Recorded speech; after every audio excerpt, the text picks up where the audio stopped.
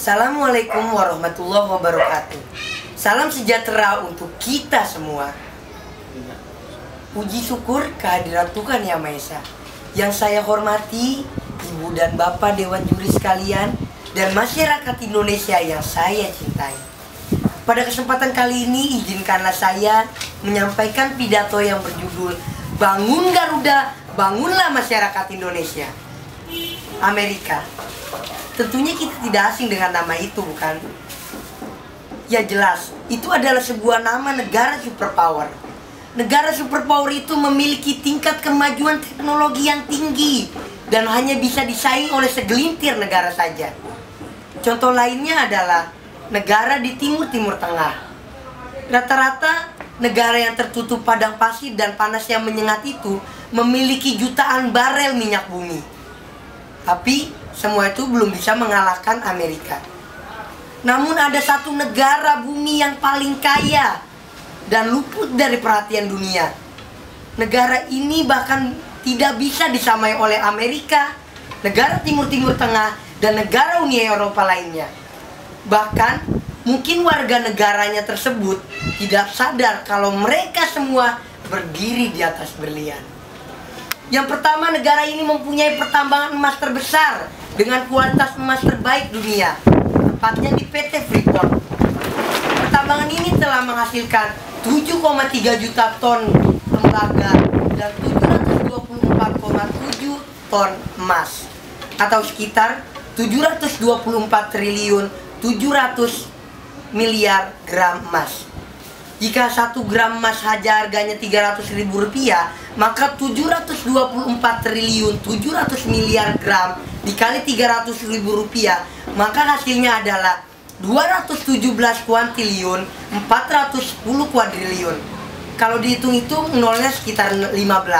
Sungguh jumlah yang bukan sedikit lagi. Bahkan ketika emas dan tembaga di sana mulai habis, tepatnya di bawah 400 meter di bawah lapisan tersebut terdapat mineral yang harganya 100 kali lebih mahal dari emas. Ya, dialah uranium.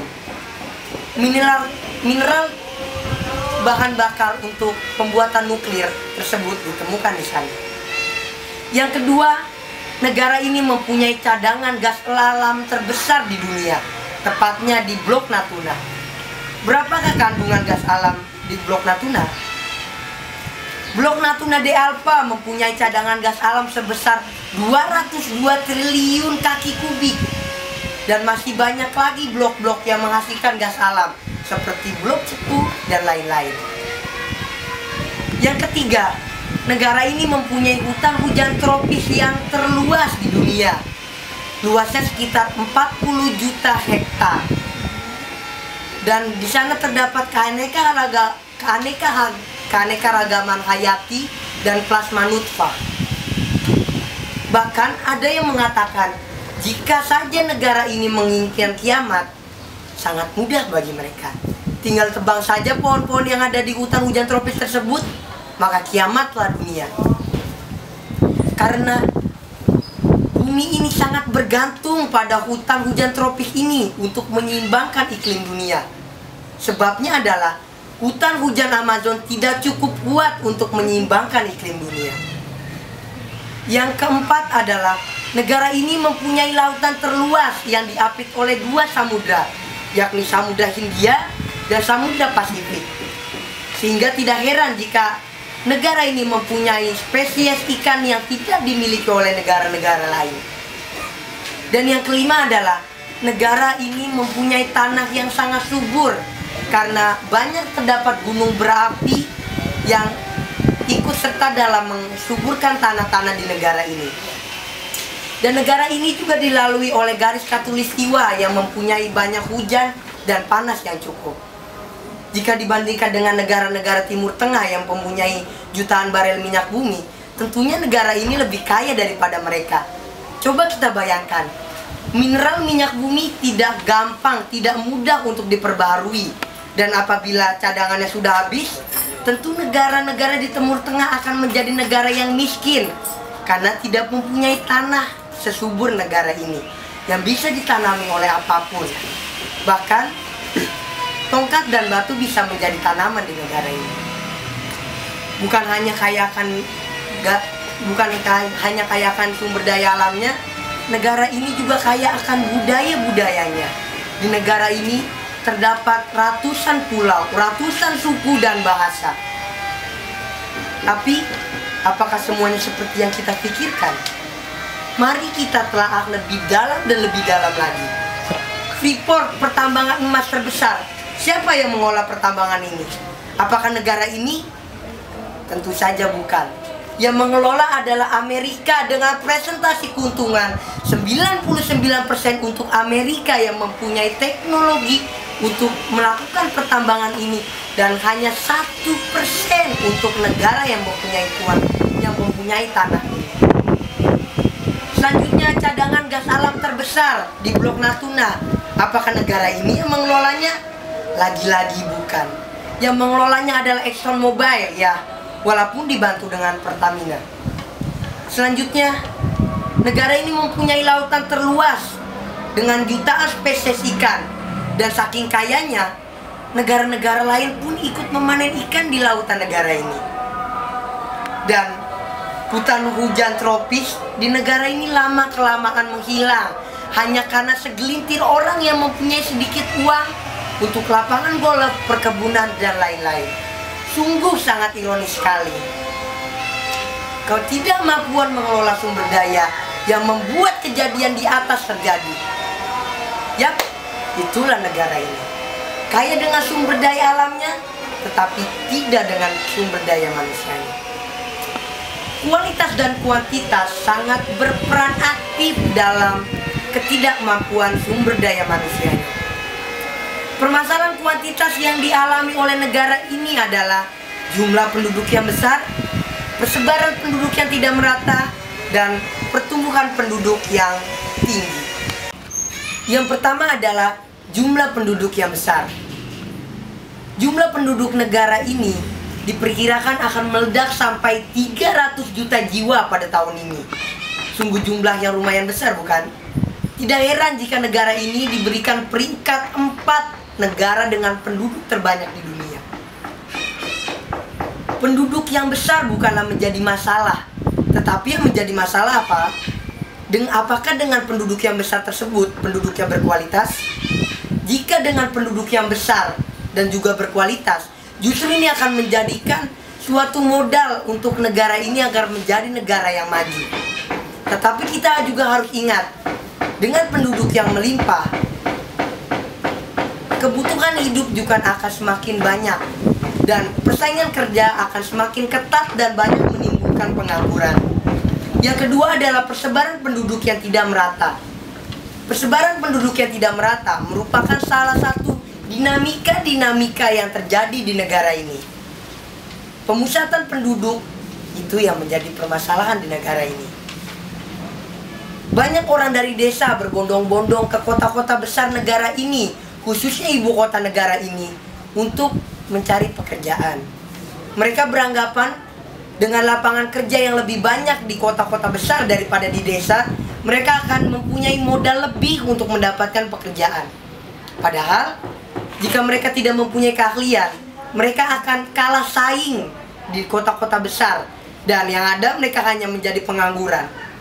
Dan apabila mereka bisa bersaing di kota-kota besar ini, maka yang terjadi adalah orang-orang di desa yang mempunyai tingkat kemampuan yang besar akan mengurang, dan produktivitas pertanian di desa juga akan menurun.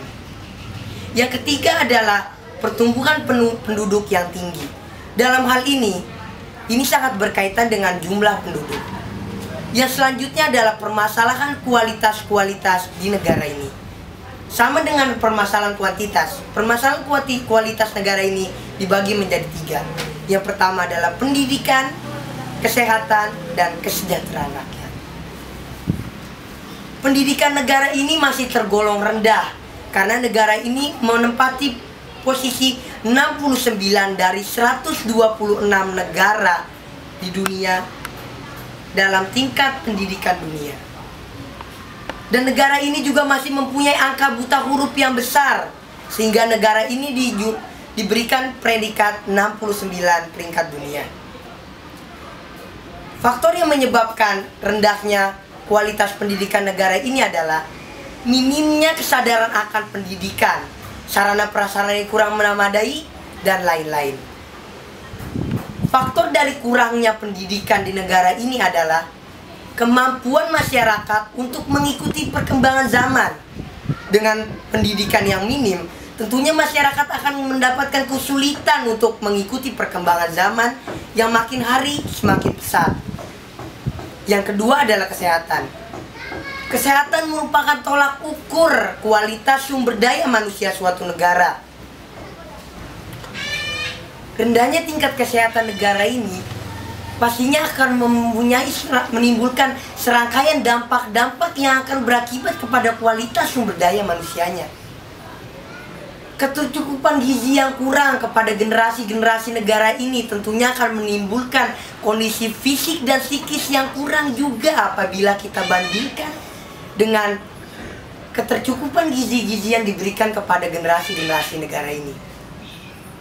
Tentunya semua ini akan berdampak kepada pola pikir, ketahanan belajar, dan kecerdasan.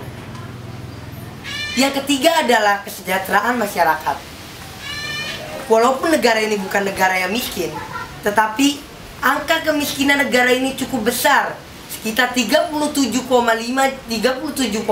juta penduduk berada dalam garis kemiskinan berdasarkan PBB. Kemakmuran berbanding lurus dengan sumber daya manusianya. Semakin tinggi kemakmuran suatu negara, maka semakin tinggi pula kualitas sumber daya manusianya. Banyak negara-negara yang miskin akan sumber daya alamnya, tapi mereka kaya akan sumber daya manusianya, sehingga mereka menjadi negara-negara yang maju. Berbeda dengan negara ini dikenal dengan sumber daya alamnya yang sangat melimpah, tapi tidak dengan sumber daya manusianya. Walaupun sumber daya manusianya melimpah, tapi tidak berkualitas. Oleh karena itu, negara ini bukanlah negara yang maju. Pendapatan per kapita yang rendah juga mengakibatkan negara ini menjadi negara yang tidak maju. Dengan pendapatan per kapita yang rendah, maka daya beli masyarakat juga akan merendah. Akan banyak industri-industri yang kesulitan untuk menjual barang dagangannya karena barang dagangannya harus dijual dengan harga yang terjangkau. Lalu, siapa negara ini? Yap, benar sekali. Negara kita tercinta, Indonesia. Negara yang tidak gratis, yang harus dibayar dengan darah dan keringat nenek dan kakek moyang kita. Negara yang disusun dengan dasar nilai-nilai moral yang disusun menjadi 5 sila dalam Pancasila. Negara kita juga mempunyai filsafat yang sangat luar biasa. Hati-hati. Mungkin kita sering mendengar kata itu. Ribuan kali kita dengar, ribuan kali kita ucapkan. Karena dengan hati kita dapat mengolah rasa, karsa, dan cipta. Lalu muncul di benak kita, mengapa harus hati bukan otak? Bukankah dengan otak kita bisa berpikir dan menyelesaikan sebuah perkara? Blaise Pascal mengatakan, hati mempunyai sesuatu yang terkadang tidak dimengerti oleh akal. Manusia mengalami itu dalam beberapa perkara. Tetapi saat ini moral kita sudah rusak. Pancasila kita dirubah menjadi demokrasi yang liberal-liberalan. Kita lebih suka menggunakan otak kita daripada hati kita, sehingga kita suka melakukan sesuatu yang merugikan negara yang selama ini susah payah kita jaga, kita bayar dengan darah dan keringat kita. Karena otak kita, ego kita menutup hati kita. Kita harus bangun. Kita sudah lama menutup mata kita. Kita harus sadar di mana kita berdiri. Selama ini kita hanya diam melihat orang lain mengambil kekayaan-kekayaan negara kita. Karena apa? Karena kita tidak mampu. Kita hanya bisa melihat mereka. Garuda seharusnya terbang tinggi tanpa ada kutu-kutu yang menungganginya. Memang tidak mudah, tapi bukan berarti tidak bisa. Pak Anies Baswedan mengatakan bahwa angka buta huruf dari yang 95% sekarang tinggal 5%. Ini adalah suatu awal yang baik. Jarang ada negara-negara di dunia ini yang mampu mengubah dari yang buta huruf total. Memang tidak mudah, tapi bukan berarti tidak bisa. Kita harus ingat, kita adalah bangsa yang kuat. Kita mempunyai cita-cita dan impian yang besar. Dahulu kita pernah dijajah dan hanya dengan sebatang bambu kita bisa mengusir penjajah. Dahulu kita pernah dijajah oleh 1-2 negara, tapi kita pernah menjajah hampir seluruh dunia di bawah kerajaan Sriwijaya, Majapahit, dan lain-lain. Pak Anies Baswedan mengatakan angka buta huruf sebesar 95% berkurang menjadi 5%. Ini merupakan awal yang baik. Indonesia juga belakangan ini mendapat 2 medali emas dan 3 medali perak dalam IGSO 2014. Ini sudah membuktikan bahwa sumber daya manusia kita bisa bersaing di kancah dunia. Kalau katanya sumber daya manusia kita tidak berkualitas, ini sudah menjadikan bukti bahwa sumber daya manusia kita sebenarnya adalah berkualitas. Kalau kita mau, kita pasti bisa. Stopin dulu.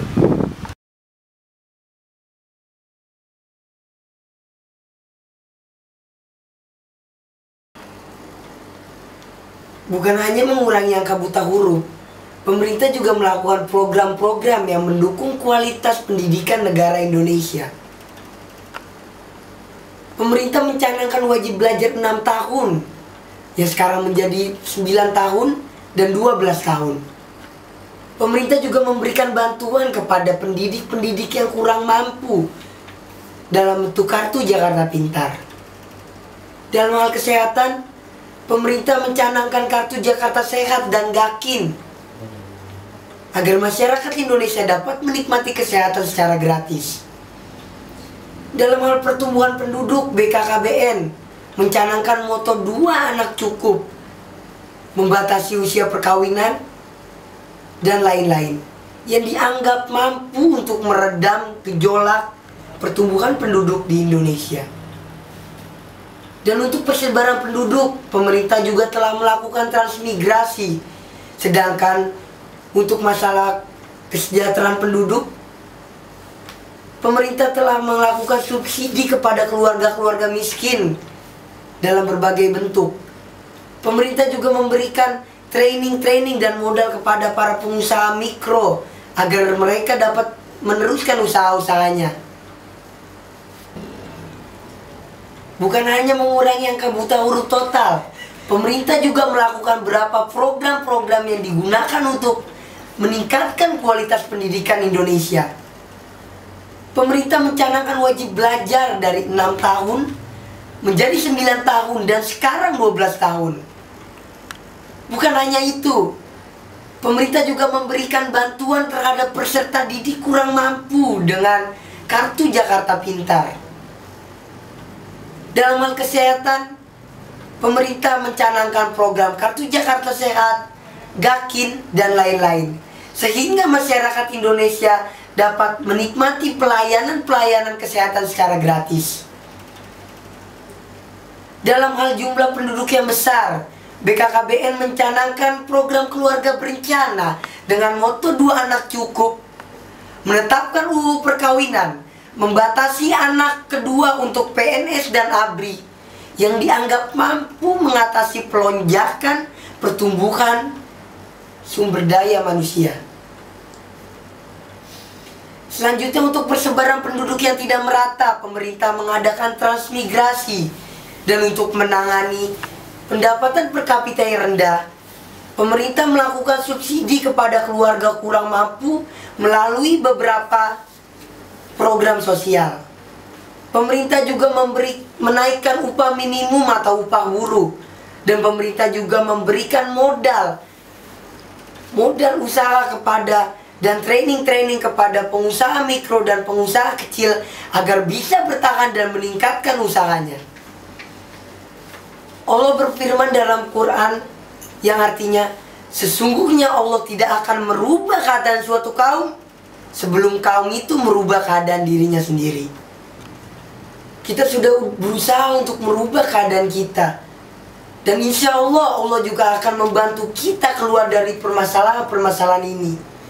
Semuanya tergantung kita. Kita jadikan diri kita sebagai subjek pembangunan, bukan lagi objek pembangunan.